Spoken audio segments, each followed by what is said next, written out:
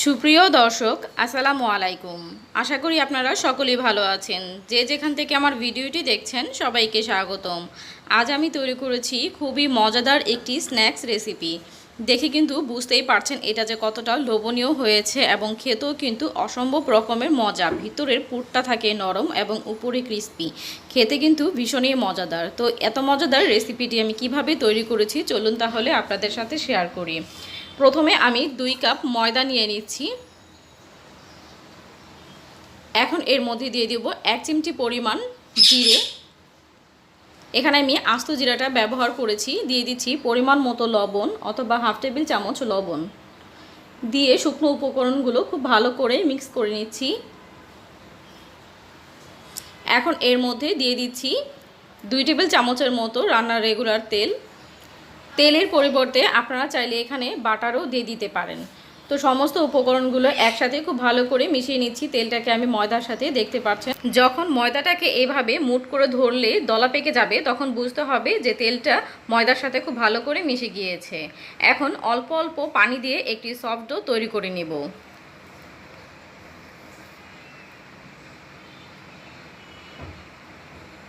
দেখতে পাচ্ছেন একটি সফট ডো আমরা তৈরি করে নিয়েছি। এবার এর উপর দিয়ে সামান্য পরিমাণে একটু তেল দিয়ে দিব যেন উপরটা ড্রাই না হয়ে যায়। তো এবার ঢাকনা দিয়ে ঢেকে একটা সাইডে রেখে দিব 20 মিনিটের জন্য।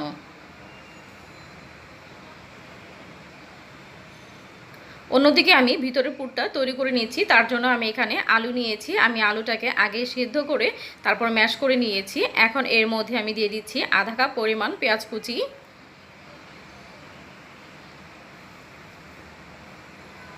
দিয়ে দিব 3টি কাঁচামরিচ কুচি। ধনিয়া পাতা দিয়ে দিচ্ছি 1 মুঠ পরিমাণ।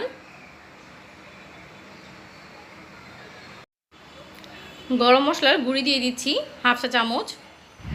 জিরার গুঁড়া দিয়ে দিচ্ছি 1 চামচ। দিয়ে দিচ্ছি আস্ত ধনিয়া আমি আধা ভাঙা করে দিয়েছি। এতে করে কিন্তু ধনিয়ার খুব সুন্দর একটি ফ্লেভার আসে। তো এখন এর মধ্যে দিয়ে দিচ্ছি হাফ টেবিল চামচ অরিগানো। 1 চামচ দিয়ে দিচ্ছি চাট মশলা। দিয়ে দিচ্ছি 1 টেবিল চামচ টালা শুকনো মরিচের গুঁড়ো।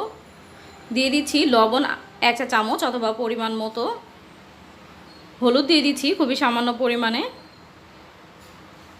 এবার সমস্ত উপকরণগুলো একসাথে খুব ভালো করে মিশিয়ে নিচ্ছি।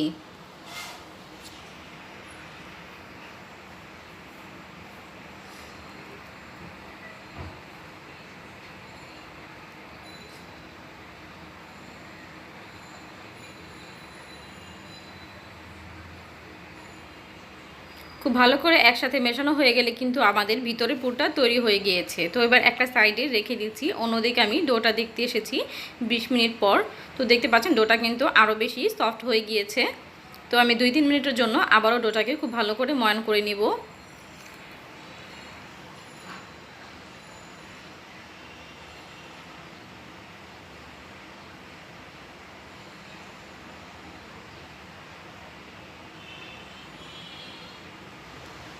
তো আমি লেচি কেটে নিচ্ছি কয়েক ভাগে। আমি এগুলো দিয়ে ছোট ছোট রুটি তৈরি করে নিব।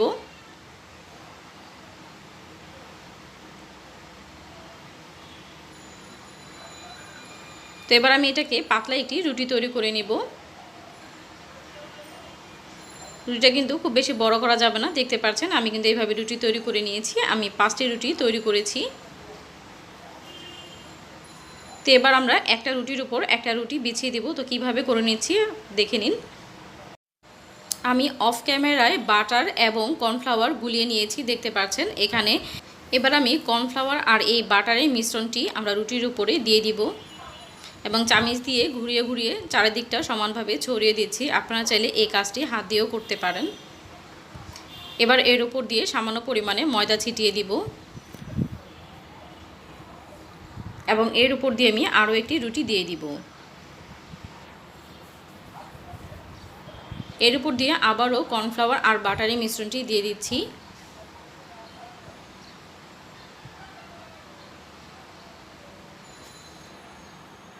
এবং আবারও এর উপরে আমি ময়দা দিয়ে দিচ্ছি। এবার অপর একটি রুটি আমি উপর দিয়ে দিচ্ছি। তো এইভাবেই কিন্তু আমি প্রতিটা রুটি এইভাবে তৈরি করে নেব।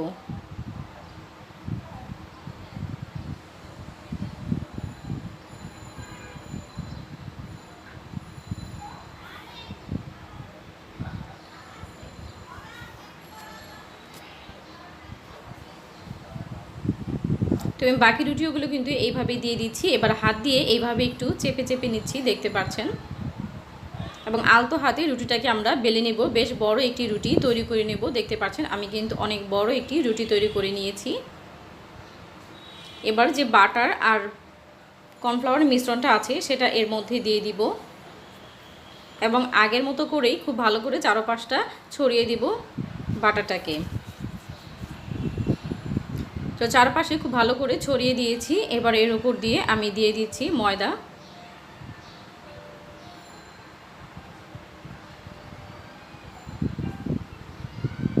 দিয়ে দেওয়া হয়ে গেলে এক পাশ থেকে আমি এইভাবে চিকন করে, দেখতে পাচ্ছেন, ফোল্ড করে নিব ঘুরিয়ে ঘুরিয়ে।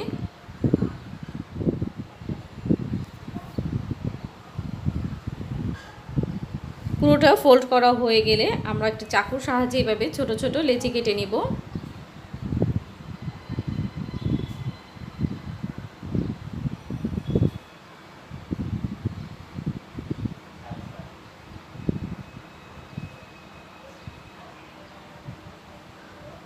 খুব বেশি চাপ দিয়ে কিন্তু করা যাবে না, তাহলে ভিতরে যে একটা ভাজ ভাজ একটা দাগ দাগ যে ব্যাপারটা ছিল সেটা কিন্তু মিশে যাবে।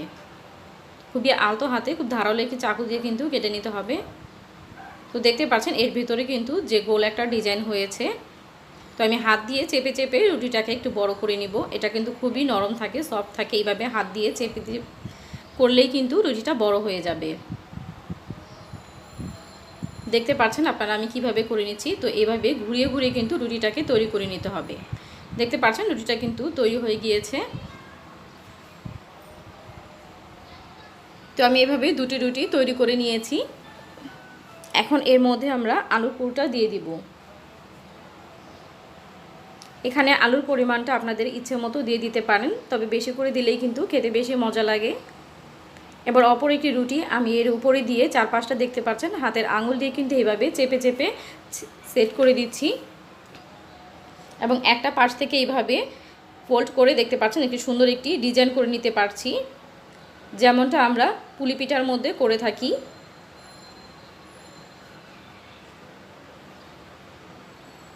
এতে করে কিন্তু এটা দেখতে খুবই সুন্দর লাগছে এবং এটা কিন্তু একেবারে সিল হয়ে যাচ্ছে, ভিতর থেকে পুরোটা বের হয়ে যাওয়ার কোনো সম্ভাবনা থাকবে না।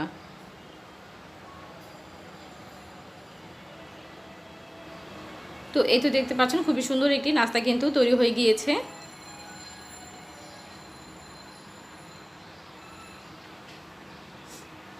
তো আমরা আরও একটি তৈরি করে নিব।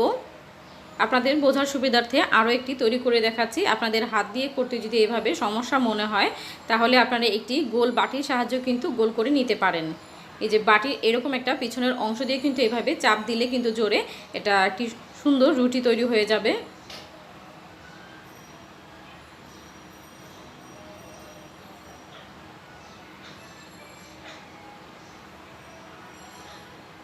দেখতে পাচ্ছেন আমি দুটি রুটি তৈরি করে নিয়েছি। এখন এর মধ্যে আলুর পুরটা দিয়ে দিচ্ছি।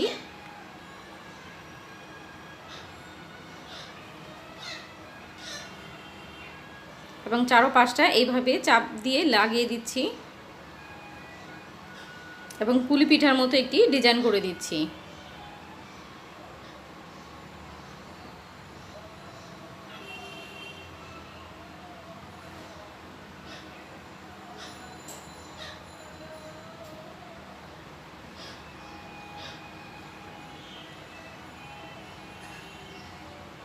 তো একইভাবে আমি বাকি সবগুলো নাস্তা তৈরি করে নিব। দেখতে পাচ্ছেন আমি এখানে 6টি নাস্তা তৈরি করেছি।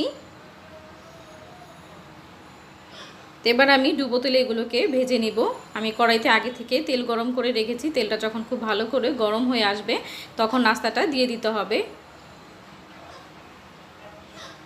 কিছুক্ষণ পরই দেখবেন আলু নাস্তাটি কিন্তু উপর দিকে ভেসে উঠেছে। এবার কিন্তু চুলার আঁচটাকে কমিয়ে দিতে হবে, মিডিয়াম আঁচে করে নাস্তাগুলোকে ভেজে নিতে হবে।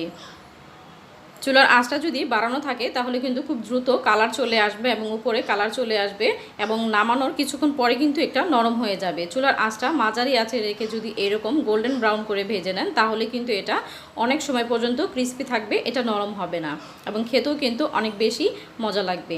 তো দেখতে পাচ্ছেন খুব সুন্দর কিন্তু একটি নাস্তা তৈরি হয়ে গিয়েছে। তো এবার আমি চুলা থেকে নামিয়ে নিচ্ছি। এভাবে আমি সবগুলো নাস্তা তৈরি করে ভেজে নিব। তো দেখতে পাচ্ছেন খুব সহজভাবেই কিন্তু আমি মজাদার একটি নাস্তার আপনাদের সাথে শেয়ার করেছি। আশা করছি ভিডিওটি আপনাদের কাছে ভালো লেগেছে। ভিডিওটি যদি ভালো লেগে থাকে তাহলে অবশ্যই একটি লাইক দিয়ে দিবেন এবং আমার চ্যানেলে যদি নতুন হয়ে থাকে চ্যানেলটিকে সাবস্ক্রাইব করে বেল আইকনটি বাজিয়ে দিবেন। আর যারা অলরেডি আমার চ্যানেলটিকে সাবস্ক্রাইব করে রেখেছেন তাদেরকে অসংখ্য ধন্যবাদ। আবারও হাজির হব মজার মজার রেসিপি নিয়ে। আজ এ পর্যন্তই। আল্লাহ হাফেজ।